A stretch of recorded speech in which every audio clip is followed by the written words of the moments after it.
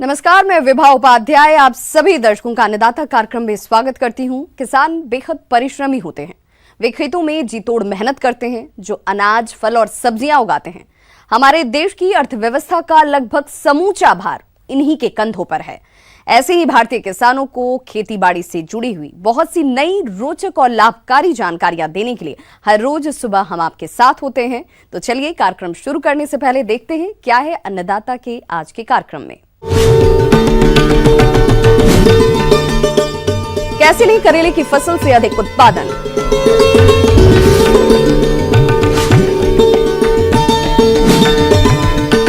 आम के बाग का करें सही प्रबंधन और लें अधिक फल उत्पादन।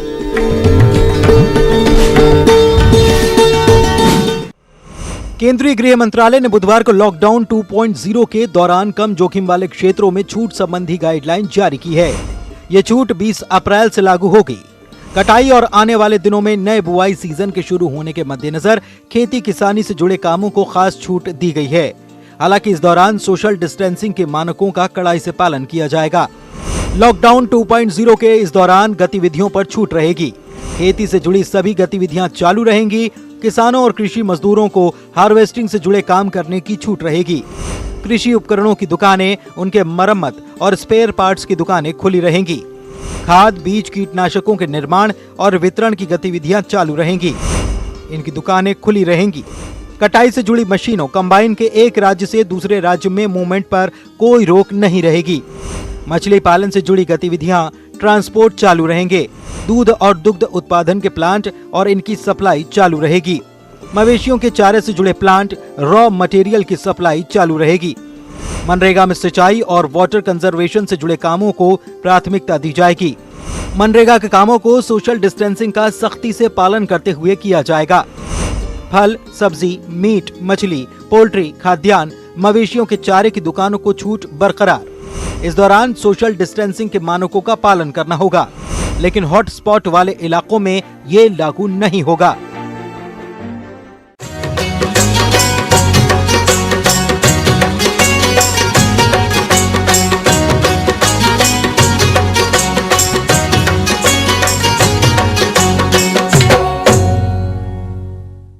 कम समय और कम लागत में अधिक लाभ कमाने की चाह में हमारे जिन किसान भाइयों ने करेले की फसल लगाई है, वो इस समय बढ़वार की अवस्थाओं पर है।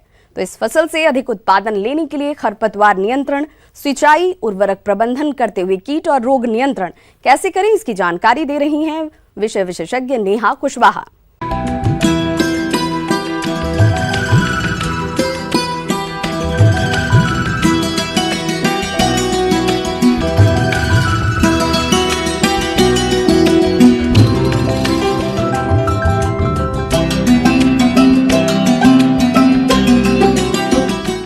आज हम चर्चा करेंगे करेले की फसल के बारे में। सबसे पहले हम चर्चा करते हैं करेले में सिंचाई। जैसा कि हम सभी जानते हैं कि अब मौसम बदल रहा है, धीरे धीरे गर्मी आ रही है। जो हमारे करेले की सब्ज़ी हमने लगा रखी है किसान भाइयों ने, क्योंकि अब वो 30 से 35 दिन की भी हो चुकी है, तो ज़रूरी है कि उसमें सिंचाई सही नियमित तरीके से की जाए। तो अभी हम जो करेले की हमारी जो फसल है, उसमें हमें 4 से 5 दिन के अंतराल में सिंचाई करनी चाहिए। जो हमारे कुछ किसान भाई अगर फ्लड इरिगेशन के माध्यम से अगर सिंचाई कर रहे हैं, तो वो 5 से 6 दिन के अंतराल में सिंचाई कर सकते हैं। और अगर जो हमारे कुछ और भाई किसान भाई हैं जो ड्रिप इरिगेशन के माध्यम से अगर सिंचाई करते हैं, तो वो 3 से 4 दिन के अंतराल में सिंचाई कर सकते हैं। इसके अलावा यदि जैसे हमारे बहुत कुछ ऐसे फार्मर्स भी हैं जो मल्चिंग का प्रयोग करते हैं, मल्चिंग के द्वारा हम अपनी मिट्टी का मॉइस्चर मेंटेन कर सकते हैं, उसको बहुत दिन तक रख सकते हैं, और साथ ही जो उगने वाले खरपतवार हैं उनको भी आप नियंत्रित कर सकते हैं। किसान भाइयों, अभी आपने सिंचाई प्रबंधन के बारे में जाना।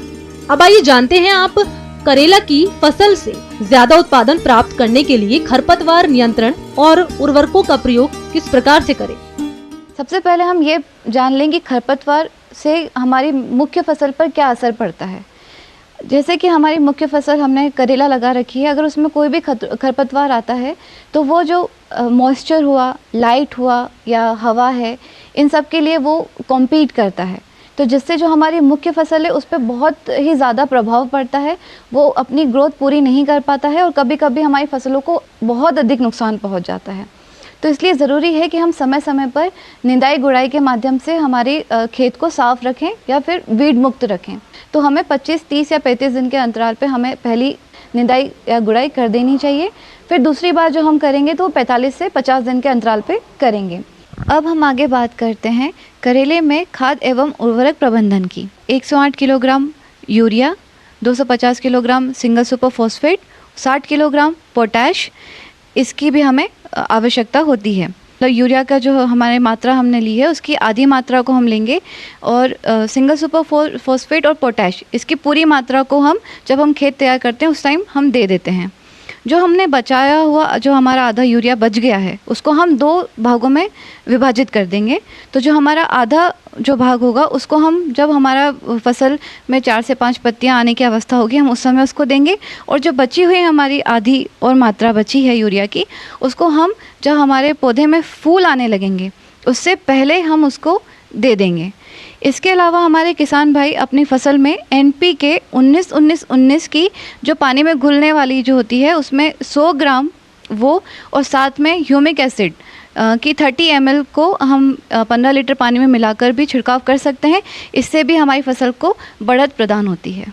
किसान भाइयों, करेले की फसल को कीट और रोग बहुत ज्यादा नुकसान पहुंचाते हैं जिससे उत्पादन में कमी आ जाती है। तो आप इन कीट और रोगों की पहचान कर नियंत्रण कैसे करें, आइए जानते हैं। इसमें जो मुख्य रूप से कीट लगता है वो होता है वाइट फ्लाई, जिसे हम सफ़ेद मक्खी भी कहते हैं। ये जो वाइट फ्लाई है ये सकिंग पेस्ट के नाम से जाना जाता है। सकिंग पेस्ट इसका नाम क्यों है? क्योंकि यह जो हमारे पौधा है नाजुक या कोमल हिस्से होते हैं जैसे पत्ती हो गई है या नए तने हैं या फ्रूट है, उनसे सक करता है, जो उनके न्यूट्रिएंट्स हैं उनको सक करता है। इसके अलग अलग स्टेजेस होती है, उसमें से जो निम्फ और एडल्ट स्टेजेस हैं ये सबसे ज़्यादा नुकसान पहुँचाती हैं। ये जो हमारी पत्तियों से सक करती हैं जिसके कारण हमारी जो पत्तियाँ हैं वो सूखी पड़ जाती हैं या पीली पड़ने लगती हैं। साथ में एक चीज़ और मैं बताना चाहती हूँ, जो हमारा वाइट फ्लाई है वो एक वायरस को भी फैलाता है। येलो मोज़ेक वायरस है एक, जो वो जिसके लिए वो एक वेक्टर की तरह काम करता है। वाइट फ्लाई एक जगह सक करके वो दूसरे पौधों पर भी उसको फैला सकता है, एक पौधे से दूसरे पौधे पे धीरे धीरे करके पूरी फसल ख़राब कर सकता है। तो इसके नियंत्रण के लिए सबसे पहले हम नीम ऑयल का यूज़ कर सकते हैं। नीम ऑयल के उपयोग से भी हम इसको रिड्यूस कर सकते हैं, जिसमें हम 5 ml प्रति लीटर के हिसाब से इसका छिड़काव कर सकते हैं। दूसरा जो हमारा एक और आता है कि येलो स्टिकी कार्ड उसको कह सकते हैं। किसी भी एक पुष्टे पे पीला रंग कर दें और उसके ऊपर कुछ भी चिपचिपा आप ग्लू लगा सकते हैं या कुछ भी ऐसा पदार्थ लगा सकते हैं जिससे वो चीज़ चिपक जाए, क्योंकि ये जो वाइट फ्लाई है ये पीले रंग की ओर आकर्षित होती हैं। तो उससे क्या होगा कि ये उस पर जाके चिपक जाएंगी, तो उससे हम इनका नियंत्रण कर सकते हैं। अगर पौधों में इसका असर ज़्यादा होने लग जाए तो फिर हम आते हैं केमिकल की ओर। तो केमिकल में हम इमिडाक्लोरपिड 17.8 SL का प्रयोग करते हैं। इसमें हम उसकी 1 मिलीलीटर की मात्रा को 1 लीटर पानी में घोलकर इसका छिड़काव कर सकते हैं। जो दूसरा एक और इसमें कीट हमें मिलता है वो हमारा आता है फ्रूट फ्लाई। फ्रूट फ्लाई जो है वो क्या करती है, जो उसके फल आते हैं उनके अंदर अंडे देती हैं। अंडे क्योंकि ये अब बाहर से नहीं दिख पाता है तो इसका कोई हम कंट्रोल नहीं निकाल पाते हैं पहले शुरुआती अवस्था में। तो ये अंदर अंडे देती है, फिर वो इल्लियाँ उसमें अंडों से बाहर आती हैं, वो अंदर से पूरा फल ख़राब कर देती हैं।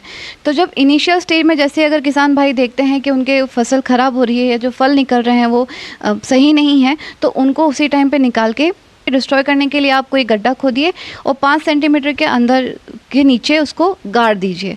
इसके द्वारा भी आप उसको कंट्रोल कर सकते हैं। उसके अलावा क्योंकि ये फ्रूट फ्लाई है तो आप फेरोमोन ट्रैप का यूज़ कर सकते हैं। फेरोमोन ट्रैप से क्या होता है, मेल अगर जो हम इंसेक्ट की बात करें वो अट्रैक्ट होते हैं और उससे हम उनको कैच कर सकते हैं और फिर हम उनकी पॉपुलेशन को रिड्यूस कर सकते हैं। तो उससे भी हम अपनी फसल को बचा सकते हैं। इसके बाद आता है ट्राइजोफोस, एक केमिकल है जिसको हम 1 ml को 1 लीटर पानी में मिलाकर उसका छिड़काव कर सकते हैं। इससे भी हम फ्रूट फ्लाई को कंट्रोल कर सकते हैं। करेले में जो मुख्यतः रोग पाए जाते हैं उनमें है पाउडरी मिल्ड्यू, जिसे हम भुभुतिया रोग भी कहते हैं। जो हमारा पाउडरी मिल्ड्यू है उसमें क्या होता है, पौधे के जो शुरुआती दिनों में जब ये रोग लगता है तो पाउडर नुमा एक परत जम जाती है पौधे के तनों पे या उसकी पत्तियों पर, और ये पत्तियों के ऊपरी सतह पर भी नीचे की सतह पर भी रहता है। तो इसके कंट्रोल के लिए जो हम यूज़ करते हैं उसमें है घुलनशील गंधक है, जिसकी हम मात्रा लेते हैं 2 से 3 ग्राम प्रति लीटर के हिसाब से इसका छिड़काव करते हैं। इससे हम पाउडर मिल्ड्यू को हम कंट्रोल कर सकते हैं। तो इस प्रकार आप जो रोग इनमें होते हैं उनसे भी आप अपनी फसलों को बचा सकते हैं, सुरक्षित कर सकते हैं और अपने उत्पादन को बढ़ा सकते हैं। किसान भाइयों, अभी तक आपने खेती से जुड़ी हुई बहुत सारी उपयोगी जानकारियां देखी। अब लेते हैं एक छोटा सा ब्रेक, जल्द लौटेंगे और कार्यक्रम में आगे भी है खेती बाड़ी से जुड़ी हुई बेहद महत्वपूर्ण जानकारियां, तो बने रहिए हमारे साथ।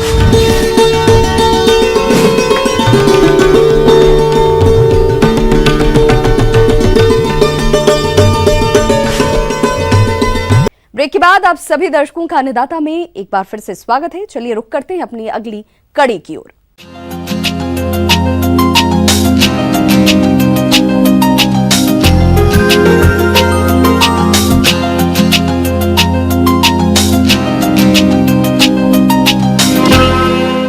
आम को फलों का राजा कहा जाता है, जिसके बाग लगाकर हमारे प्रदेश के किसान अधिक लाभ भी कमाते हैं। और अभी आम के बागों में फलन की अवस्था चल रही है, तो इन बागों से गुणवत्ता युक्त अधिक फलों का उत्पादन हो, इसके लिए आप इस समय बागों में कौन कौन से कार्यों को करें, इसकी जानकारी के लिए मिलते हैं फल अनुसंधान केंद्र ईटखेड़ी, जिला भोपाल के विषय विशेषज्ञ HL सगर से।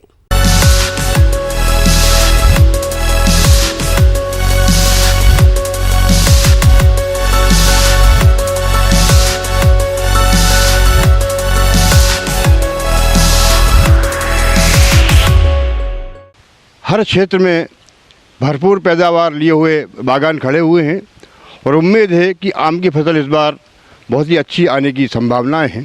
तो किसान भाइयों, आम में इस समय छोटे छोटे फल जो है सेट हो चुके हैं और इस समय आम में सिंचाई की नितांत आवश्यकता है। तो भूमि के प्रकार एवं जल की उपलब्धता के अनुसार फल चने के आकार के या मटर के दाने के आकार के हो जाएं, उसके बाद से लेके मई माह तक 20 से 25 दिन के अंतराल से आम की सिंचाई निरंतर करते रहें।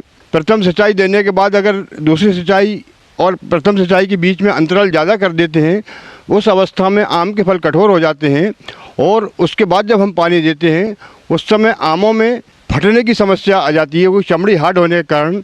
और एकदम जब हम पानी देते हैं तो उस समय आम फटने लगता है और फटने से उसमें सड़न उत्पन्न हो जाती है और हमारी बाज़ार में जो वैल्यू उसकी मिलना चाहिए वो नगण्य हो जाती है, फल ख़राब हो जाते हैं।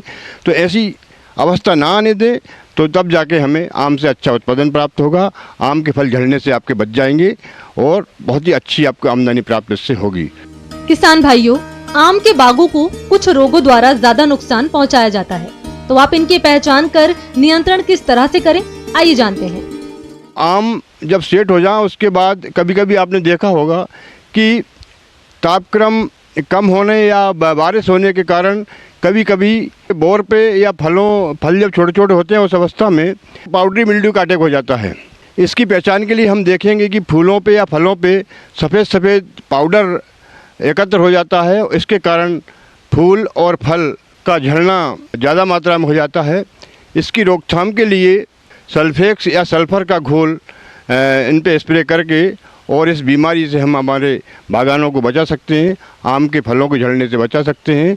इसके अलावा किसान भाइयों, ये देखा गया है कि आम के बागानों में मैंगो माल फार्मेशन की समस्या भी काफ़ी बढ़ती हुई नज़र आ रही है और इस रोग में फूलों का गुच्छा जो है, पुष्पगुच्छ हार्ड हो जाता है, इसका गुच्छा बन जाता है और इसमें फल सेट नहीं हो पाते हैं। इस प्रकार ये अगर इसका नियंत्रण नहीं किया गया तो साल दर साल इसकी मात्रा बागानों में बढ़ती जाती है और धीरे धीरे करके ये पूरे बागान को अपनी चपेट में ले लेता है और बागीचा हमारा जो बगैर फलन के ही रह जाता है। तो इसकी रोकथाम के लिए जैसे ही आप देखें कि बागानों में 1 या 2 गुच्छ आपको ऐसे दिखें तो उसी समय तुरंत आप इन गुच्छों को काट लें और काट कर नष्ट कर दें, जला दें या ज़मीन के अंदर गाड़ दें।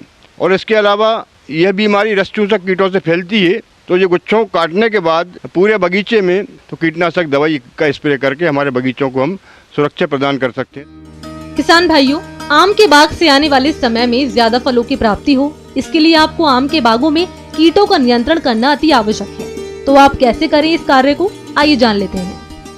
इसके अलावा आम में कीट देखे गए हैं जैसे कि मिलीबग से आप सभी लोग परिचित होंगे।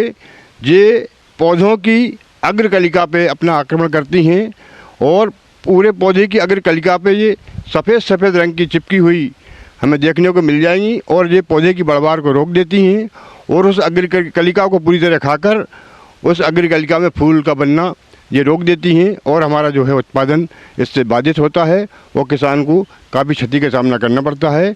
इसकी रोकथाम के लिए गिरसित टहनियों को काट लें और काटने के बाद इनको बोरे में भर के बागानों से दूर ले जाकर इनको जला दें या ज़मीन के अंदर गड़ा दें। इसके बाद कीटनाशक दवाइयों का स्प्रे करके और इसको बढ़ने से हम रोक सकते हैं। इसी प्रकार आम का फुदका या मैंगो हापर जैसे हम कहते हैं, ये भी आम के बागानों में फलों से पत्तियों से रस चूसकर पौधे को काफ़ी नुकसान पहुंचाता है और इसको ज़्यादा मात्रा में रस चूसने से फलों का झड़ना ज़्यादा हो जाता है। फलों के झड़ने से बागान कभी कभी काफ़ी इनमें बागानों में क्षति हो जाती है। बागानों में फलों में वृक्षों में जमना चाहिए उतने नहीं जम पाते और इनका झड़ना ज़्यादा हो जाता है। इसकी रोकथाम के लिए भी हमें समय समय पर आप देखें कि हापर का आक्रमण है तो उस समय कीटनाशक दवाइयों का स्प्रे करके इस भी हम अपने बगीचे को सुरक्षा प्रदान करें, तब जाके अपने बागानों से आम के ज़्यादा से ज़्यादा फल प्राप्त करेंगे और अच्छी गुणवत्ता वाली बाज़ारों में बेचकर अच्छा से ज़्यादा मुनाफा प्राप्त करेंगे। धन्यवाद, नमस्कार। आगे और भी है खेती बाड़ी से जुड़ी हुई बहुत सी रोचक जानकारियां, पर यहां रुकेंगे एक छोटे से ब्रेक के लिए, जल्द होंगे हाजिर। ब्रेक के बाद एक बार फिर से आप सभी दर्शकों का अन्नदाता कार्यक्रम में स्वागत है। बढ़ते हैं अपनी अगली प्रस्तुति की ओर।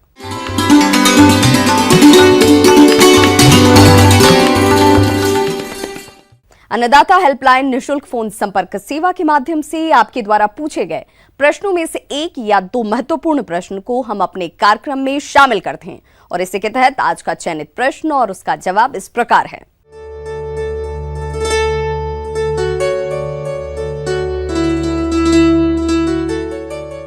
अन्नदाता कार्यक्रम में आज जो प्रश्न हमने शामिल किया है उसे पूछा है खानपुर जिला शिवपुरी से सुधीर चौधरी ने। आप गर्मियों के मौसम में भैंसों की देखरेख पर जानकारी चाहते हैं तो सुधीर जी आपकी जानकारी के लिए देखिए कार्यक्रम का यह अंश।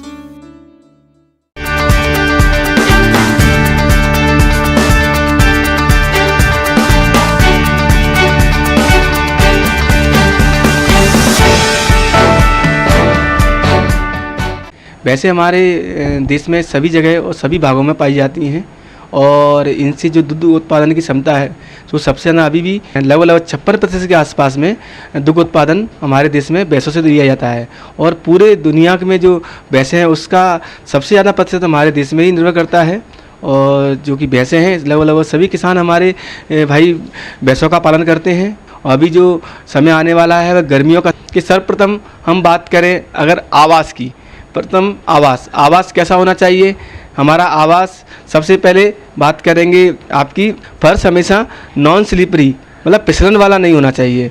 दूसरा ढलान होना चाहिए और तीसरा आसानी से जिसको हम साफ कर सके इस टाइप का हमारा होना चाहिए। दूसरी दीवार है सामान्यतः हमारी 5 फीट के ऊपर में ही उसमें क्या रोशनदान या खिड़कियां होना चाहिए जिससे कि क्या है कि जो हवा का एक्सचेंज हो सके। छत हमारी होनी चाहिए जिसकी ऊष्मा की कुचालक होना चाहिए। पशु को जो हमारा वो है स्थान जहाँ उसको हम रख रहे हैं वो कम से कम 40 से 50 स्क्वायर फीट कम से कम एक पशु को आंतरिक आपको देना ही पड़ेगा। नहीं तो क्या होगा अगर हम ज़्यादा पशु रखेंगे तो वो कहीं ना कहीं उनको ओवर क्राउडिंग सहन करनी पड़ेगी। तो हम आवास या बाड़े में रख रहे हैं तो क्या कर सकते हैं कि जो दीवार है उनकी खिड़कियों पे गनी बैग्स होती हैं उनको वो कर सकते हैं। और साथ में हम ये कर सकते हैं कि अगर मान लो अगर हमारे लाइट या इसकी समुचित व्यवस्था है तो पंखों का भी प्रबंधन कर सकते हैं। यह अति आवश्यक है क्योंकि पंखा अगर नहीं है तो भी चल जाएगा, बस ये है कि थोड़ी सी हवा आती जाती रहे जिसमें कि कुछ लोग चाहे तो जो उसकी होती है बोरी के जो बैग्स होते हैं उनमें हम क्या कर सकते हैं पानी का छिड़काव कर सकते हैं पानी का। इससे भी क्या होता है अंदरूनी जो वातावरण है तापमान वह नीचे आ जाएगा। पॉगर भी लगा सकते हैं जो कि पानी का स्प्रिंकल कर सकते हैं। कुछ किसान भाइयों ध्यान नहीं दे पाते हैं, बीच में गड्ढा हो जाता है उसमें मूत्र और उसका वो इकट्ठा होने लगता है, उसी में फिर संक्रमित कीटाणु पनपने लगते हैं। और उसमें सफाई का अति ध्यान रखना है। सफाई जैसे कि भाई रोज सुबह सुबह उसमें झाड़ू लगा दिया जाए, चूने का थोड़ा सा हम छिड़काव कर सकते हैं, उससे भी बहुत सारे कीटाणु मर जाते हैं। दिन के समय में हमें पशुओं को घने छाया वाले पेड़ जैसे नीम के पेड़ और भी होते हैं उसके नीचे ही रखना है। समय समय पर इनको नहलाएं, पानी की आवश्यकता है कि उनको पानी में उनको नहलाएं और बार बार पानी डालें। इसको बेलोविंग कहा जाता है। किसान भाइयों, दुधारू पशुओं से अधिक दूध का उत्पादन मिले, इसके लिए दुधारू पशुओं को समय समय पर उचित मात्रा में संतुलित आहार खिलाना होगा। तो आप पशुओं को संतुलित आहार कब एवं कितनी मात्रा में खिलाएं, इस बारे में विस्तार से जानते हैं। आहार हम गर्मियों में देना ही पड़ेगा। अगर कोशिश करें किसान भाई मिश्रित चारा दे, मिश्रित में जैसे दाना है, दाना क्या है दे देना अति आवश्यक है, जिसमें कि आपका मक्का है, खल है, चापड़ है, चुरी है, खनिज मिश्रण के लवण, ये सब अनुपात में मिले हुए होना चाहिए। दूसरा है कि भाई थोड़ा सा हम जैसे नमक है या मिनरल की जो ईंटें आजकल मार्केट में 2 से 3 किलो की ईंटें उपलब्ध हैं, वह भी हम दिन में लगा दें। अब दाना देना कितना है, इसीलिए हमने सीधा सीधा नियम बनाया है कि 2 किलो दूध पे 1 किलो दाना। साथ में अगर किसान भाई अगर संपन्न है तो 1 से 2 केजी उसके बॉडी मेंटेनेंस के लिए भी दे सकते हैं। भूसा है का उपयोग कर सकते हैं और ये भी अति आवश्यक है। कम से कम एक पशु को 10 किलो तक मिनिमम उसकी आवश्यकता है। 10 किलो भूसा तो आपको प्रतिदिन देना ही है। हाँ, वो निर्भर करता है आकार पे, 8 से 10 केजी तो आपको यह निर्भर करेगा ही। एक और अति आवश्यक है पानी। पानी इनके लिए, क्योंकि ये इनके शरीर में हमको जितना हो सके उतना अधिक इनको पानी पिलाएं। 3 से 4, 5 या 6 टाइम तक भी हम उनको पानी पिला सकते हैं। वो निर्भर करता है कि उस समय तापमान कितना जा रहा है। किसान भाइयों, बदलते मौसम में आपके पशुओं में विभिन्न बीमारियों का प्रकोप होता है, जिस कारण आपके पशु रोगग्रस्त हो जाते हैं। तो इस समय पर आप अपने पशुओं को रोगग्रस्त होने से कैसे बचाएं, आइए जानते हैं। कि गर्मियों में कुछ विभिन्न प्रकार की टीके लगाना अति आवश्यक है, क्योंकि जो पहली बारिश होती है उससे खासकर गलघोटू और आपका है BQ, ये 2 बीमारियां बारिश के आने के प्रथम सप्ताह में ही ये घेर लेती हैं। इसीलिए इनका गर्मियों में हम लोग समय रहते अगर टीकाकरण कर दें गलघोटू का और BQ का, तो इन बीमारियों से हम बचा ही सकते हैं। और बाह्य परजीवी और अंत परजीवी की भी समस्या है। बाह्य परजीवी सबसे ज़्यादा परेशान करते हैं, तो बाह्य परजीवी के लिए सॉल्यूशन उपलब्ध हैं, उनको लगाएं। और अंत परजीवी के लिए जैसे उपलब्ध हैं फेल्बेंडाजोल और भी लीवामेसासोल, ये सब उपलब्ध हैं। डीवर्मिंग वो आप उनसे कर सकते हैं। अब आइए देखते हैं कल दिखाए जाने वाले कार्यक्रम की मुख्य झलकियां। टमाटर की फसल से अधिक उत्पादन लेने का तरीका।